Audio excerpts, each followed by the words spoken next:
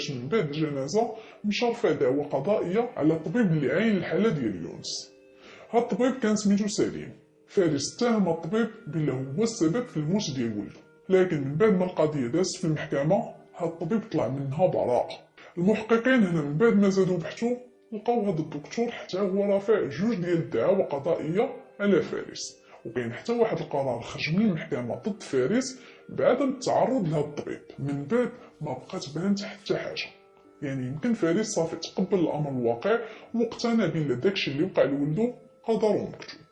المحققين هنا اعتبروا هاد المعلومات وهاد رد الفعل اللي صدر من طرف فارس طبيعي. يعني كاينين الناس اللي كيتاثروا بالوفاه ديال الطفل ديالهم، خصوصا الا كان عندهم غير بنت ولا ولد واحد، كتلقاهم من كثرة الصدمه كيحطوا الحمل كامل على الطبيب، وكاين اللي كيوصل به هاد رد الفعل حتى للمحكمه كتولي فيها دعوى قضائيه. البوليس هنا ملي رجع سول رانيا واش عمر فارس قال لك بلي راه كان عنده ولد ومات في واحد حادثه سير، قالت لهم لا، انا عارفه مزوج لكن عمرو ما قال لي راه كان عنده ولد. المحققين بداو كيقولوا مع راسهم علاش السيد مخبي على مرتو كيف بحال هاد المعلومه؟ واش لهاد السبب ما كانش كيخليها تشوف شنو كاين في البيت لداخل، او لا زعما بصح السيده ما كان في خبرها والو؟ والحاجه اللي جاتهم غريبه اكثر واكثر، علاش ملي مشاو لعند الطليقه ديال فارس اللي سميتها سيرين ما جدتش ليهم الموضوع ديال ولدها؟ فلهذا السبب والسبب انها مصدر منها حتى رد فعل في النهار اللي قالوا ليها الشرطه بلي طليقك توفى، خلاهم يشكوا فيها بلي راه تقدر السيده يكون عندها علاقه بالامر، يعني تقدر تكون حقدات على راجلها حيت تبين لهم في المحضر بلي هو اللي كان سايق نهار الحادثه. داكشي علاش استدعاوها لمركز الشرطه وبداو كيحقوا معاها. وكان اهم سؤال طرحوه عليها هو علاش نهار جينا عندك المره الاولى ما قلتيش لينا بلا كان عندكم ولد ومات بسبب شي حادثه؟ سيرين من بعد هذا السؤال بقات ساكته وهي تقول لهم الصراحه ما بغيتش نتفكر هذا الموضوع بالمره، انا بزز باش قررت ننسى شويه ونبدا حياه جديده. قالت لهم انا وطليقي فاش تزوجنا تعذبنا بزاف باش نولد، 8 سنين وحنا غاديين جايين عند الاطباء حتى رزقنا الله بهاد الوليد. فمنين تزاد يونس كان هو الفرحه ديالنا في هاد الدنيا، ما خلينا ما درنا عليه حتى جا النهار اللي كتب علينا الكتاب وتوفى. قال سيرين المحققين انه ذاك النهار جاب السبت، بغاو يبدلوا الجو وقالوا اجي نخرجوا نتغداو على برا. فهما ملي كانوا غاديين في الطريق بدات كتصب شويه ديال الشتا واحد الوقت، فارس وهو غادي بسرعه حتى جلسات به الطوموبيل وما حبسات حتى دخلت في شجره.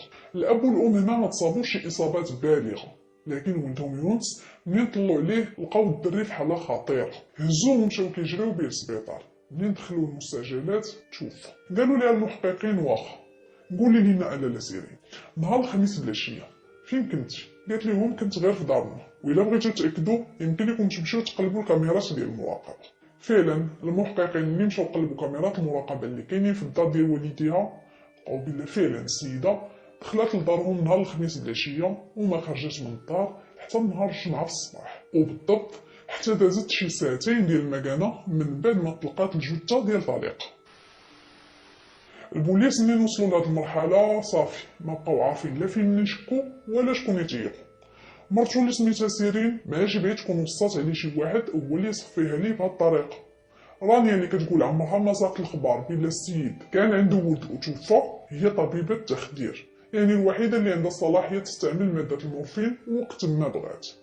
لكن شنو الدافع اللي عندها باش تقرر تنهي حياه السيد؟ واش تقدر تكون بغات تخلص منه باش تولد فيه ولا شي حاجه؟ والدكتور اللي سميتو سليم علاش غادي يبغي يصفيها السيد من بعد ما المحكمه خرجت قرار بعدم التعرض للصالح ديالو؟ المحققين صافي كيحسوا بلا شي حاجه ماشي هي هذيك في القضيه، خصوصا ملي زادو بحثوا وعرفوا بلا الطبيب اللي سميتو سليم راه كيخدم في نفس المستشفى اللي خدامه فيها رانيا. واللي كثر من هذا الشيء هي منين زادو قلبوا على اين سبيطار كان خدام فيه الدكتور سليم هذه قبل ب3 سنين، لقاو بلا راه كان خدام في نفس السبيطار اللي خدام فيه دابا، يعني في نفس السبيطار اللي توفى فيه ولد فارس اللي سميتو يونس. لكن المحققين ملي مشاو لعند الطبيبه رانيا وسولوها واش كتعرفي الطبيب اللي سميتو سليم، قالت لهم كنعرفو لكن ماشي شي معرفه، بحكم انني انا يلاه هذه واحد 3 شهور باش انتقلت لهذا المستشفى، وبحكم انه هو خدام في جناح وانا خدامه في جناح اخر، يعني حتى الا تلاقينا كتكون بيناتنا غير السلام السلام صافي. المحققين منين توصلوا بهذه المعلومات تطرح عندهم سؤال جديد. السيد اللي سميتو فارس علاش ارتبط بالطبيبه اللي خدامه في نفس السبيطار اللي كيخدم فيه الطبيب اللي كان عنده معاه المشاكل؟ وعلى حسب كلام الطبيبه فارس علاش غادي يتلقاها في الكافيتيريا ديال السبيطار؟ شنو هو اصلا كان كيدير تما؟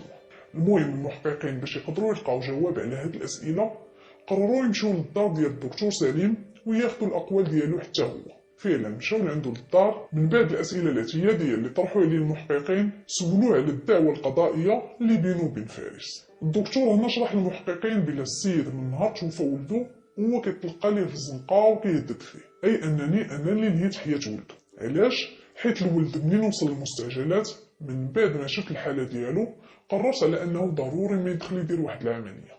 خرجت عند والديه علمتهم شنو كاين، لكن الولد حتى قبل ما يدخل لغرفه العمليات ما قدرش يصبر وتوفى. فالسيد اللي سميتو فارس من داك النهار وهو محملني المسؤوليه على انني انا هو السبب في الوفاه ديال الولد ديالو. قالوا ليه المحققين واخا بالنسبه لنهار الخميس 16 نوفمبر بالعشيه تقدر تقول لنا فين كنتي؟ قال لهم كنت في الخدمه. منين ساليت رجعت في حالي للدار، بقيت كنتفرج في واحد الماتش ديال الكره من بعد نست. لكن منين سولوه اين ماتش كنت كتفرج فيه يعني شكون كنلعب مع شكون، بقى كيتمتم هو يقول لهم والله ما عقلت. جيت راسي دارني بالخدمه شعلت التلفازه بقيت كنتعشى ونتبع الماتش غير بعينيا، يعني ما كنتش مركز لا شكون كنلعب ولا شحال كانت النتيجه. المحققين هاد الهضره ما دخلاتش ليهم للراس. المهم وهما كيهضروا مع السيد حتى كتبان لهم في يديه اليمين واحد الضربه وباينه من اللون ديالها باينه ضربه قديمه شويه. منين سولوه على منين جاتك هاد الضربه قال لهم والو، انا اصلا الهوايه ديالي هي الملاكمه، غادي نكون تضربت غير وقت التدريب عادي. المحققين جاتهم عجب، واه على الملاكمه ما كيستعملوش فيها الليكات؟ البوليس هنا بداو كيشكوا في الهضره ديال السيد. الضربه اللي في يديه السيد باينه ضرب شي واحد بشي كروشي ولا دخل بيديه في شي حاجه قاصحه. المهم طلبوا منه باش ما يسافر لحتى شي بلاصه حتى يساليو التحقيق في القضيه. البوليس في هاد الوقيته بكثرة ما بداو كيزيدو يشكوا في التصريحات ديال الدكتور سليم بالزربه جابو قرار بالتفتيش ديال الدار ديالو. وفعلا من خلال التفتيش ديال الدار ديال الطبيب غادي يلقاو فوق الماريوت النعاس ديال سليم واحد التليفون اللي منين سولو عليه واش ديالك هذا قال لهم ماشي ديالي. في الحمام غادي يلقاو واحد الصباط فيه شويه الرمل ديال البحر وواحد الفرده من هاد الصباط فيها بقعه ديال الدم. منين قلبوا الصباط لقاو عنده نفس النمره ديال الصباط اللي لقاو الاثار ديالو في البحر حدا السيد. البوليس منين غادي يزيدو يقلبوا غادي يلقاو من مورا واحد الاله ديال التصبين قميجه حتى هي فيها شي نقاطي ديال الدم. منين خرجوا يقلبوا في الجرده ديال الدار غادي يلقاو في واحد البلاصه كاينين طروفه ديال الزاج مهرس. الشرطه هنا منين سولات الدكتور سليم على شنو هادشي اللي لقينا عندك في الدار ضربها بنكره. قال لهم بلا هو اصلا ما عرفش كيفاش حتى هادشي دخل لدارو. التليفون ماشي ديالو، القميجه كذلك، الصباط ديالو، لكن داك الرمل والبقاع اللي فيه منين جاو الله اعلم. الزاج اللي لقاو في الجرده حتى هو اول مره يشوفو. الشرطه هنا بطبيعه الحال عمر المجرم ما غادي يعترف من الدقه الاولى. داكشي علاش اول حاجه دارت هزات داكشي كامل اللي لقات صيفطات المختبر الادله الجنائيه باش يتم البحث فيها ويعطيوهم تقرير على كل حاجه. اما بالنسبه للطبيب فاعتقلوه ديك الساعه وحطوه تحت الحراسه النظريه. فعلا من بعد 24 ساعه خرج تقرير كيقول الرمل اللي لقاو على الصباط من بعد ما داروا ليه التحليل توصلوا لان هذا الرمل متطابق مع الرمل ديال البحر اللي لقاو فيه الجثه، حيت كيف ما كتعرفوا كل بحر والرمل ديالو. اما بالنسبه للبقايا ديال الدم اللي لقاو على الصباط وحتى على القميجه منين داروا ليها تحليل ADN وقارنوه مع ADN ديال فارس لقاوهم مطابقين ب 100%. وبالاخير قطع الزاج اللي لقاوه مهرس في الجرده منين قارنوه مع العينات ديال الزاج اللي لقاوه في الجرحه اللي كانت على اليد ديال فارس لقاوهم حتى هما مطابقين ب 100%.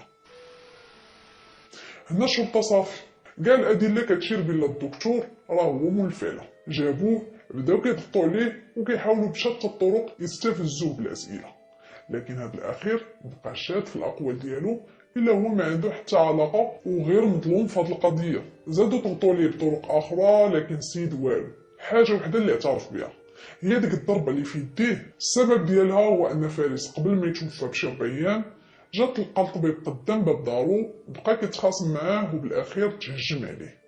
فالطبيب كان يدافع عن النفس ضربو بكروشي الوجه. من السيد والو واخا هاد الضربه ما بغاش يمشي في حالو، قال لهم بقيت كندابز معاه حتى طيحتو للارض، من بعد هزيت رجلي وبقيت كنضرب فيه. قال لهم هو عصبني، وباش انا نعطيه شي درس اللي يخليه عمرو ما يقرب لباب داري درت ليه هكذا.